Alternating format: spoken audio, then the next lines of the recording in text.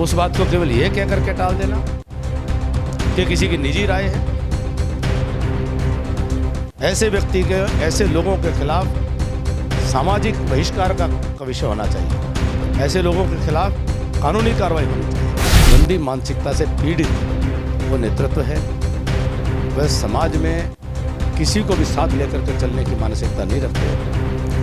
हर किसी के प्रति दुराग्रह की भावना रखते हैं। ऐसा बहन जी के बारे में कहना, और मैं समझता हूँ ये कहलाया जा रहा है। ये कह देना किसी की निजी राय है। क्या उस निजी राय के, क्या ये कहना उचित नहीं होगा कि उस पर सामाजिक कार्रवाई भी हो, उसके ऊपर कानूनी कार्रवाई भी हो? उसकी निंदा की है, क्या ये निंदनीय नहीं है? एक प्रकार से उसकी निजी राय बता करके तो उसको प्रामाणिक कर दिया। इसका मतलब उसकी निजी राय है, आपकी सहमति या सहमति का कोई मतलब नहीं है। एक राजनीतिक रैली के मंच या उसके साथ से खड़े होकर के कोई व्यक्ति इस प्रकार की गंदी भाषा आज के समाज में कोई उपयोग करता है, और इतने बड़े नेता के बारे में, किसी भी व्यक्ति के बारे में इस प्रकार की कोई भी भाषा, यह अपमानजनक भाषा, यह इस प्रकार का गंदी भाषा, इसकी घोर निंदा और भर्त्सना करनी चाहिए। और वो हमारी बहन है, भले ही अलग राजनीतिक विचारधारा में वो रहते हों, उसका नेतृत्व करते हों, हमारे विपक्षी हों, हमारा विरोध करते हों, हमारे खिलाफ भी चुनाव प्रचार में उनका आना हुआ, लेकिन इस प्रकार की शब्दावली से हम बहुत ज़्यादा पीड़ित हैं, बहुत ज़्यादा गुस्सा है, बहुत ज़्यादा रोष है, पूरे समाज में रोष है। ये जो पिता पुत्र हैं, इनके कांग्रेस की सरकार इनको बनानी होती तो सबको साथ लेकर चलते, कांग्रेस को बिखरने नहीं देते, कांग्रेस के समूचे नेतृत्व को तहस नहस नहीं करते, उनको धक्के मार मार करके, चोटें मार मार के, लाठियां मार मार करके कांग्रेस से बाहर जाने को मजबूर नहीं करते या कोने में लगाने का काम नहीं करते। यहाँ कांग्रेस नहीं है, कांग्रेस समाप्त हो चुकी है। और जो कुछ बचा है वो पिता पुत्र बचे हैं, और हरियाणा की जनता किसी मुगलिया खानदान की गुलामी स्वीकार नहीं करेगी। हरियाणा की जनता 36 बिरादरी को शासन और सरकार बनाने का अवसर देगी। भारतीय जनता पार्टी की स्पष्ट जीत हरियाणा में होने वाली है। 2024 के विधानसभा चुनाव में तमाम पार्टियां व तमाम नेता एडी चोटी तक का जोर जीत के लिए लगा रहे हैं। इसी कड़ी में आज हमारे साथ हरियाणा के कदावर नेता और पूर्व वित्त मंत्री कैप्टन अभिमन्यु मौजूद है। कैप्टन साहब, कहां तक पहुंचा आपका चुनाव अभियान? देखिए, जहां तक नारनौंद विधानसभा क्षेत्र की बात है, तो आज नारनौंद विधानसभा में जो चुनाव है, ये दो प्रकार के विचार के बीच में चुनाव है। विध्वंस और निर्माण के बीच में चुनाव है। भविष्य को बिगाड़ना और भविष्य को संवारने के बीच में चुनाव है। 36 बिरादरी का भाईचारा और एक प्रकार से असामाजिक जो तत्व है, ये उन सब के बीच का एक चुनाव है। कैप्टन साहब, एक वीडियो बहुत ज़्यादा वायरल हो रही है कुमारी सैलजा को लेकर। हरियाणा की कदावर नेता है और उसको लेके इस तरह की बयानबाजी की गई है, शायद मुझे बताते समय भी शर्म आए। क्या कहना चाहेंगे? दुर्भाग्य से वो हमारे सामने भी आया है।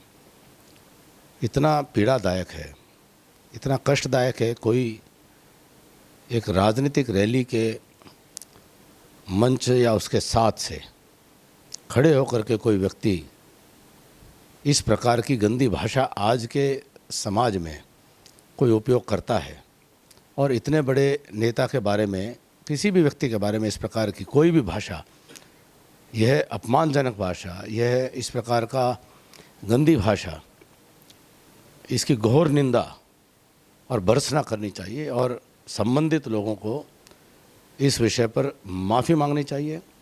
और मैं समझता हूं कि यह एक मानसिकता है, जिस मानसिकता का नेतृत्व आज हरियाणा प्रदेश की कांग्रेस पार्टी का जो वर्चस्व है वो कर रहा है। उनका मानस है, वो एक बहुत बड़ी गंदी मानसिकता से पीड़ित वो नेतृत्व है। वह समाज में किसी को भी साथ लेकर के चलने की मानसिकता नहीं रखते। हर किसी के प्रति दुराग्रह की भावना रखते हैं, और जिस प्रकार की शब्दावली प्रयोग की गई है, मैं शब्दों में बयान नहीं कर सकता हूँ।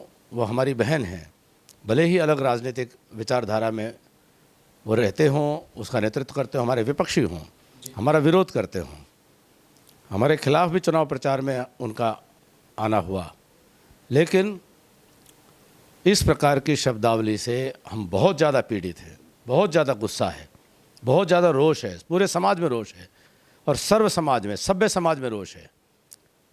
और पूरा सभ्य समाज ये महसूस कर रहा है कि जिस बात की निंदा होनी चाहिए उस बात को केवल ये कह करके टाल देना कि किसी की निजी राय है, ऐसे व्यक्ति के, ऐसे लोगों के खिलाफ सामाजिक बहिष्कार का विषय होना चाहिए। ऐसे लोगों के खिलाफ कानूनी कार्रवाई होनी चाहिए, क्योंकि उन्होंने जो शब्दावली का प्रयोग किया है वो शब्दावली उन्होंने सामाजिक संदर्भ में नहीं कही है, उन्होंने उसको निश्चित तौर पर अपमानजनक भाव के साथ में वो शब्दावली का प्रयोग किया है।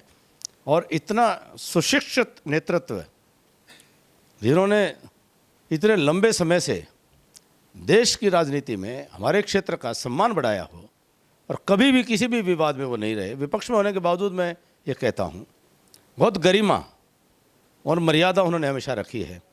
ऐसा बहन जी के बारे में कहना, और मैं समझता हूँ ये कहलाया जा रहा है,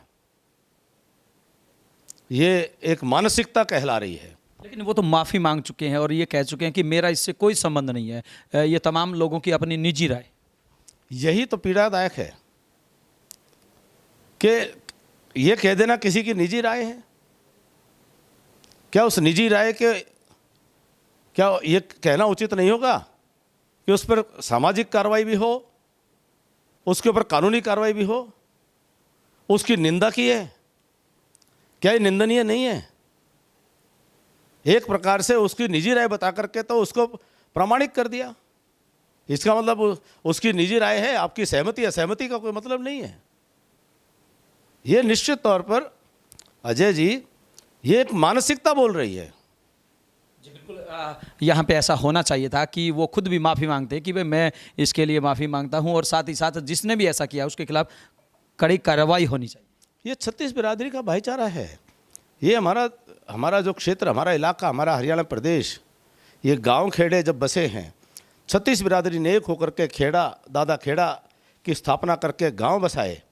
हमारे पूर्वजों को इतनी सूझबूझ थी, सैकड़ों सालों से इन गांवों के अंदर 36 बिरादरी एक होकर के भाई बहन का, रोटी बेटी का रिश्ता नाता निभाते हुए ये समाज को आगे बढ़ाया है। अगर इस प्रकार की मानसिकता के लोगों की कोई होते तो अलग अलग बिरादरियों के गांव बसा देते, लेकिन हमारे पूर्वजों को बहुत सूझबूझ थी, उन्होंने गुलदस्ते बसाए थे। जी बिल्कुल, गुलदस्ते बसाए थे। बहुत ही पीड़ादायक है ये मानसिकता है जी, ये एक ऐसी दूषित मानसिकता है। बिल्कुल, राजनीति अपनी जगह है, लेकिन इस तरह की बयानबाजी नहीं होनी चाहिए। कैप्टन साहब, क्या मानते हैं आप, डॉक्टर अजय चौधरी आपके सामने होते तब आप फाइट मान रहे थे या फिर अब फाइट मान रहे? देखिए, डॉक्टर अजय चौधरी निश्चित तौर पर एक बहुत वरिष्ठ नेता हमारे क्षेत्र के रहे हैं, उनकी बहुत लंबी विरासत रही है, और मैं समझता हूं कि हमारे इलाके के अंदर एक सभ्यता, एक सभ्याचार हमारे इलाके में हमेशा रहा। पुराने ज़माने से शिक्षित लोगों ने नालंद का नेतृत्व किया। हमारे दादा चौधरी सूरजमल जी बहुत लीडिंग पर्सनैलिटी थे, शिक्षित थे। चौधरी स्वरूप सिंह जी, चौधरी जसवंत सिंह जी, चौधरी वीरेंद्र सिंह जी, यहाँ तक कि प्रोफेसर राम भगत जी हुए, या आदरणीय सरोज मोर जी रही, या दादा राम कुमार गौतम जी रहे, कभी आपस में एक दूसरे के प्रति कभी भी कोई हल्की बात नहीं की गई। सामाजिक व्यवहार सभ्यता का निभाया गया। लेकिन आज जिस प्रकार का एक आचरण को लेकर के, आज जिस प्रकार के मर्यादा तोड़ी जा रही है, तार तार की जा रही है, भाईचारा का कोई स्थान नहीं है। ऐसा लगता है कि पता नहीं किस प्रकार के हमारे समाज के ये सभ्यता नहीं है। मुझे दुख है कि इस प्रकार का आज वातावरण, और मैं ये मानता हूँ कि हर जो हम विपक्ष कांग्रेस पार्टी है, कांग्रेस पार्टी का कोई भी चुनाव लड़े वो अपनी विचारधारा के आधार पर, अपने अपने नीतियों के आधार पर चुनाव लड़े, लेकिन भाषा सब निश्चित तौर मेरे इलाके के बुजुर्गों ने सिखाया है। और मैं समझता हूँ कि डॉक्टर साहब एक निश्चित तौर पर बहुत ही सभ्य है, वो भी आदर करते हैं, हम भी आदर करते हैं। एक दूसरे का। बिल्कुल, उन्होंने अपनी जुबान से कभी आपके ऊपर कोई ऐसा कटाक्ष नहीं किया जिससे कि कोई सुनते समय परेशान हो, पीड़ा हो? नहीं, उन्होंने हमारी कोई नीतियां हैं, हमारे कोई कार्यक्रम हैं जिसको लेकर के उनकी सहमति नहीं, उन्होंने विरोध किया। हमारे कहीं कोई काम में कमी है, विपक्ष के नाते उन्होंने उसको उठाया, लेकिन उनके आचरण में और उनके वाणी में उस प्रकार की असभ्यता नहीं रही है, मर्यादाहीनता नहीं रही है। कैप्टन साहब, अंतिम सवाल, आपका बहुत व्यस्त समय है। भूपेंद्र सिंह हुड्डा, दीपेंद्र हुड्डा दावा कर रहे हैं कि हर हाल में हम कांग्रेस की सरकार बनाएंगे। वहीं आज नरेंद्र मोदी भी हरियाणा में प्रचार करने के लिए आए। दोनों में क्या अंतर देखते हैं? देखिए, बड़ा स्पष्ट अंतर है।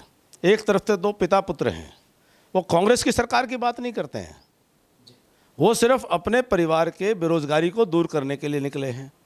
मोदी जी देश के बेरोजगारों की, नौजवानों की बेरोजगारी को दूर करने निकले हैं। ये जो पिता पुत्र हैं, इनके कांग्रेस की सरकार इनको बनानी होती तो सबको साथ लेकर चलते, कांग्रेस को बिखरने नहीं देते, कांग्रेस के समूचे नेतृत्व को तहस नहस नहीं करते, उनको धक्के मार मार करके, चोटें मार मार के, लाठियां मार मार करके कांग्रेस से बाहर जाने को मजबूर नहीं करते या कोने में लगाने का काम नहीं करते। इन्होंने तो ना तो इनको हरियाणा प्रदेश में कोई और मंजूर है और ना इनको अपनी पार्टी में कोई और मंजूर है। इनकी पूरी जो राजनीति चल रही है, केवल अपने बेटे के रास्ते के, भविष्य के सारे कांटे, इनकी नज़रों में वो कांटे हैं, उनको मिटाने में लगे हैं और उसके लिए उनको कुछ भी करना पड़ जाए। और यही कांग्रेस को ख़त्म करने का फॉर्मूला, यहीं से पिता पुत्र की राजनीति से शुरू होता है। यहाँ कांग्रेस नहीं है, कांग्रेस समाप्त हो चुकी है। अब जो कुछ बचा है वो पिता पुत्र बचे हैं और हरियाणा की जनता किसी मुगलिया ख़ानदान की गुलामी स्वीकार नहीं करेगी। हरियाणा की जनता 36 बिरादरी को शासन और सरकार बनाने का अवसर देगी। भारतीय जनता पार्टी की स्पष्ट जीत हरियाणा में होने वाली है। 36 बिरादरी का भाईचारा जीतेगा, भाईचारा जीतेगा। आज 36 बिरादरी का, हरियाणा प्रदेश का भाईचारा जीतेगा। आज पिता पुत्र की मुगलई सल्तनत वह परास्त होगी। जी बिल्कुल, ये थे हरियाणा के कदावर नेता कैप्टन अभिमन्यु, जिनका साफ तौर से कहना है कि जो वीडियो सामने आई है, जो वीडियो वायरल हो रही है, उससे काफ़ी आहत है, काफ़ी पीड़ा इनको हुई है। और कमाल की बात यह है कि जिसके लिए ये वीडियो इस्तेमाल की गई है, उनको नीचा दिखाने, अपमानित करने की भी लगातार कोशिश उनके समर्थकों के द्वारा की जा रही है। हालांकि इन बातों में कितनी सच्चाई है वो पूरा हरियाणा जानता है, लेकिन एक बात होता है कि राजनीति अपनी जगह, लेकिन शब्दों का इस्तेमाल, शब्दों की मर्यादा जरूर रखें और साथ ही साथ भाईचारा बना के रखें। वीडियो जर्नलिस्ट अमित वासिस के साथ अजय लोहान, बिंदास रहना।